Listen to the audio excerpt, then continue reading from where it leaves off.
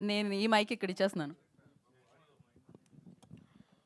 Questions ఉన్నాయా లేదా ఉన్నాయా? ఓహో, అందరు రెడీగా ఉన్నారా క్వశ్చన్కి? ఓహో, అక్కడ వైట్ పేపర్ పెట్టుకున్నా సార్. ముడివై. Yes sir. Varalakshmi garu, hello అండి. హలో అండి. వెరీ నైస్ అటెంప్ట్ అండి. ఎస్పెషల్లీ నేను మాట్లాడే కూడా మీతో ఫోన్లో. ఎస్పెషల్లీ ప్రిన్సిపల్ రూమ్లోకి మదర్ వెళ్ళే సీన్ ఒకటి ఉంటుంది. I don't want to reveal much, but ఆ particular scene almost like hit haunted me for several hours.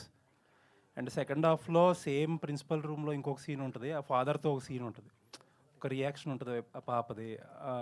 That is maybe the essence of your attempt ఏమో. వెరీ నైస్ అండి. Maybe I hope audience will give you more and more love in the coming days. And on that note ఒక వేరే question. నిన్న after everything people are talking good things about the film. చాలామందికి నచ్చింది, ట్విస్ట్ల గురించి మాట్లాడుతున్నారు, message గురించి మాట్లాడుతున్నారు. As a first time director మీరు ఇన్ని తక్కువ డేస్లో ఎలా చేశారు, ఎంతమంది సీనియర్ యాక్టర్స్ని ఎలా హ్యాండిల్ చేశారు, people are talking so much. But writer of the film వేసిన ఒక tweet, and more than the tweet, సరే డిఫరెన్సెస్ విల్ కమ్, బట్ ఏంటంటే ఆయన నా స్టోరీని రేప్ చేశారనే భావం వచ్చేలా ఒక పదం వాడారు. సో వాట్ ఈస్ హ్యాపెనింగ్, అసలు ఏం జరిగింది, ఇంత స్ట్రాంగ్ రియాక్షన్స్ రావాల్సిన అవసరం ఏముంది? సో అందరూ రెడీగా ఉన్నారా? అంటే ఈ క్వశ్చన్ అందరి మైండ్లో ఉంటుందో తెలుసు నాకు. సో నేను లాంగ్గా డీటెయిల్గా చెప్తాను. ఫస్ట్ అయితే నాకు సాయి గారి మీద చాలా మర్యాద ఉంది, because is a very senior writer and I have a lot of respect. But the world, మన ప్రపంచం ఎలా అంటే, కొన్ని స్టోరీస్ వచ్చి అలానే ప్రజెంట్ చేస్తే ఆడియన్స్కి వచ్చేసి నచ్చదు. That is the truth of the matter. So నేను ఎవరిని వాళ్ళ కథని రాబ్ చేయలేదు, నేను తీసుకోలేదు. కాంట్రాక్ట్ వేసాము, డబ్బులు ఇచ్చాము, అన్నీ తీసుకున్న తర్వాత ఆ కథ నాదైంది. ఆ కథ వచ్చేసి ఆయన దగ్గర వచ్చేసి ఆల్మోస్ట్ ఒక 6 years ఉండింది. అంత బాగుంటే ఎందుకు చేయలేదు? సో అంటే ఏమో ల్యాగ్ ఉంది. అండ్ ప్రతి చోట్ల వెళ్ళేసరికి, కథ చెప్పేసరికి నాకు వచ్చిన ప్రతి టైం ఫీడ్బ్యాక్ ఏంటంటే సెకండ్ హాఫ్ బాగలేదు. నేను నిజంగా చెప్పాను, మీకు తెలుసు నేను అబద్ధం చెప్పలేదని. ఇదే జరిగింది మ్యాటర్. ఓకే, ఇప్పుడు జనరల్గా అయితే రైటర్ గారు వచ్చేసి మీతో పాటు కూర్చొని వర్క్ చేయాలి, అవన్నీ చేయాలి. ఆయన చాలా బిజీ. ఆయన అన్ని పెద్ద సినిమాకి వెళ్ళిపోయారు, నన్ను వచ్చి కలవకూడా లేదు. మొత్తం కథని వచ్చేసి ఏదో ఒక ఆడియో నోట్లో పంపించారు. సో ఆ ఆడియో నోట్ల నుంచి నేను ఎంత తీసుకోలేను.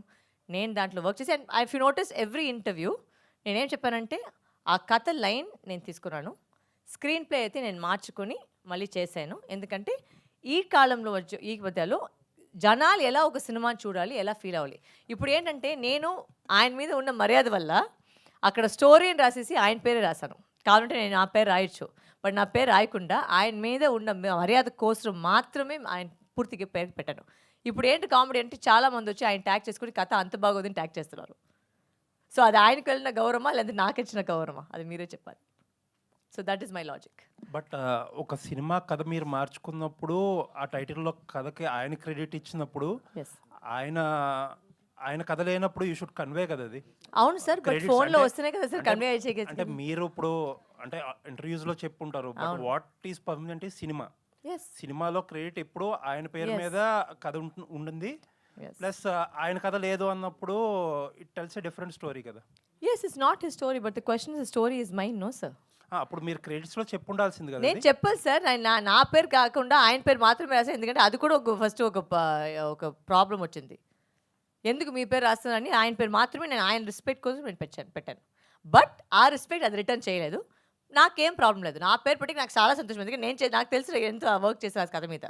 బికాస్ ప్రతి వాళ్ళు ఆ కథ వినేసరికి అందరూ చెప్పిన యునానిమస్ వచ్చి చాలా ల్యాగ్గా ఉంది. ఇప్పుడు మన మధ్యలో ఇప్పుడు మీరు ఒక పెద్ద స్టార్ పెట్టుకొని అలాంటి సినిమా చేస్తే పర్వాలేదు. మేమందరూ వచ్చేసి good actors, but we are not stars.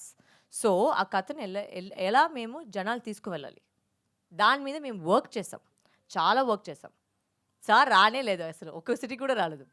ఎందుకంటే లేదు నాకు పెద్ద సినిమా, I'm not mentioning what all movies is doing, but okay he is doing చాలా పెద్ద సినిమా, అది కూడా నేను ఒప్పుకున్నాను. ఓకే సార్ మీరు బిజీగా ఉన్నారు, నో ప్రాబ్లం, నేను చూసుకుంటాను. సో అప్పుడు ఉన్నప్పుడు you should not be passing a comment like that. And to use the word rape on such a sensitive issue, that should not have come from a man like him. I'm sorry.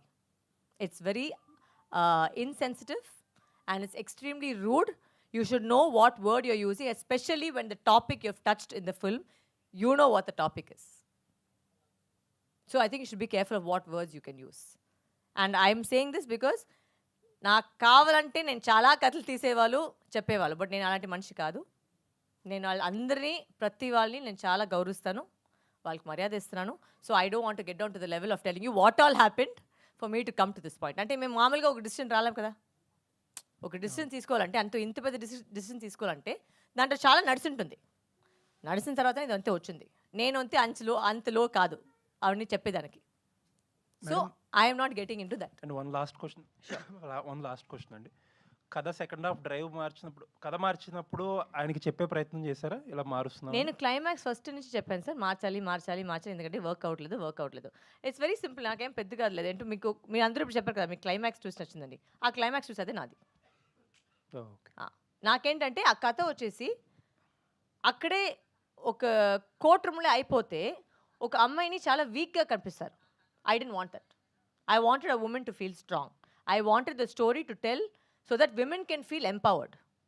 So ఆ twist పెట్టినప్పుడు మీరు అందరూ చూసింటారు సినిమాని, ఆ ట్విస్టే వచ్చి అందరూ చప్పట్లు కొడుతున్నారు. సో అంటే what I did was right and I don't go back on that. Nice and congrats.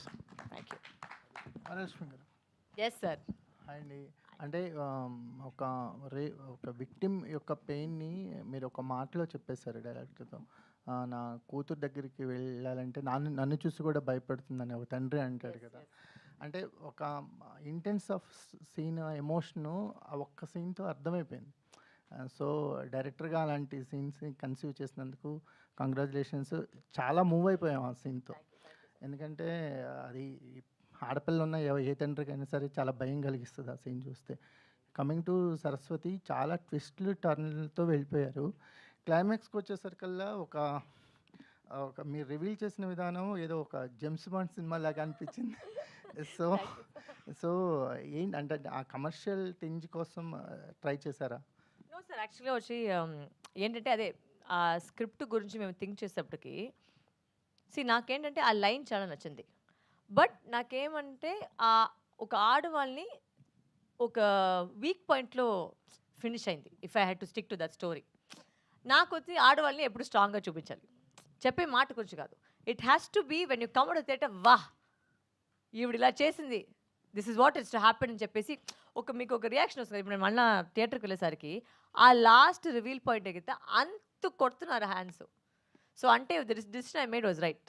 And the reason is I will stick by my decision because I'm sorry, sometimes not all stories are great. You have to work on it. And I have not cheated you. I have paid you. I've got a contract. Actually, you have breached my contract because you're not supposed to say any comments about the film, but you've breached it. But I am being a bigger person and saying it's okay. You may have your viewpoints. ఇప్పుడు ఏంటంటే sir ఒక రూమ్లో వచ్చేసి 10 మంది ఉండంటే 10 మందికి బిర్యానీ నచ్చదు, కరెక్ట్నా? ఒక 8 మందికి బిర్యానీ నచ్చుతుంది, ఇద్దరికి వెజ్ పులావ్ నచ్చుతుంది, వేరే ఏమైనా వచ్చి ఫ్రైడ్ రైస్ నచ్చుతుంది. So I cannot cater to all 10 people, but I can cater to the majority of the audience. That is what I did. A majority of the audience, ఇప్పుడు ఇలాంటి సినిమా పోయి చూసి వాళ్ళు చప్పట్టుకొని ఇంత రెస్పాన్స్ వస్తుందంటే it's because of the twist and turns in the film. Exactly అండి. అంటే సరస్వతి ఒక మైండ్ గేమ్ ఆడింది అనేది ఎక్కువ పే ఆఫ్ అయింది. సో ఎందుకంటే ఆవిడ ఏదో విక్టిమ్లా ట్రీట్ చేయకుండా మీరు ఫైటర్ని చేశారు కదా. సో ఎగ్జాక్ట్లీ మీకు ఈ సినిమా రిలీజ్ అయిన తర్వాత మీరు ఆడియన్స్కి వెళ్తున్నారు, నెంబర్ ఆఫ్ పీపుల్స్ని ఎస్పెషలీ ఫిమేల్ ఆడియన్స్ని కలుస్తున్నారు. What was the best experience అండి? నిన్న వచ్చి ఎప్పుడో వచ్చి నేను మీ షో నేను లేదు, సో నేను చూడలేదు మీ రియాక్షన్ ఎలా ఉండిందని. బట్ నేను రాసిన ప్రతి డైలాగ్కి ఫన్ డైలాగులన్నీ నేను రాసిన డైలాగ్ మాత్రమే మొత్తం కొట్టింది అది ఆ reactions. That I was very very proud of because I actually thought నేను పెట్టే ప్రతి డైలాగ్ వచ్చేసి it should always be progressive. చాలామంది రాసేటప్పటికి ఏమవుతుంది, చాలా రిగ్రెస్ అవుతుంది, అంటే పాతకాలం చేసినట్టే ఉంటుంది. But that is not my message. అది వాళ్ళ మెసేజ్ ఉండొచ్చు, బట్ నా మెసేజ్ అయితే I want to move forward, I want to take the audience forward. So Priyamani గారు కూడా ఒక మంచి డైలాగ్ ఉంటుంది సినిమాలో, అది ఇప్పుడు చెప్తే అది రివీల్ అయిపోతుంది. బట్ ఆ హాస్పిటల్లో మాట్లాడే ఒక విషయం, అంటే అలాంటి విషయం చాలా థింక్ చేసి నేను పెట్టింది ఒక విషయం.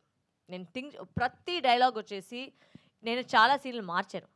ఇన్ఫ్యాక్ట్ ఆవిడ ప్రియమణి గారిది వచ్చి మాట్లాడినంత చాలా స్ట్రాంగ్ అమ్మాయి మాట్లాడినట్టు ఉంటుంది. So all those things I have done personally. Lot of the అక్కడ స్టోరీలో ఉండే చాలా సీన్లు వచ్చి నాకు జరిగిన విషయాలు, అంత ఎక్స్టెంట్ కాకుండా. బట్ నాకు అబ్యూస్ జరిగినప్పుడు ఇలాంటినే స్టార్ట్ అయింది, ఇలాంటినే స్టార్ట్ అవుతుంది. So I have put a lot of my personal experiences in to the film. So that is my thing. You're gonna ask me a question. So my personal experiences, like for example ఒక చిన్న మాట అంటే, song స్టార్టింగ్లో కూతురు వచ్చేసి అమ్మను లేపిస్తుంది. నా నిజం లైఫ్లో కూడా అదే చేశాను. నా మమ్మీ గారు ఉన్నారు ప్రూఫ్గా. So I use to wake her up because she use to be working lady, so use to be very tired. So పొద్దున నేనే రెడీ అయ్యి ఆవిడని లేపేవాడు, పద నన్ను స్కూల్లో డ్రాప్ చేయండి. సో రామానుజం సార్ క్యారెక్టర్ అయితే నా గ్రాండ్ ఫాదర్ మీద లైట్గా నేను ఇప్పుడు మీరు సినిమా అంతా చూసారు కాబట్టి ఇప్పుడు నేను చెప్తున్నాను. సో అలాంటి చాలా విషయం వచ్చేసి I have done from my own personal you know my memories and my own. And మీరు చూసినప్పుడు ఆ చైల్డ్ని మాట్లాడేసరికి కూడా ఒక విషయం జరిగింది, బట్ అలానే నాకు కూడా జరిగింది. So like that, it's not about, see, story anybody can write, but how do you make that story a reality? How do you make a story into a successful film? That is what lies in the director's hands. So that is my responsibility, not yours. So that is my. Lakshmi గారు Yes. ఇక్కడ Yes, sir. మీ పేరుగా చేసిన artist known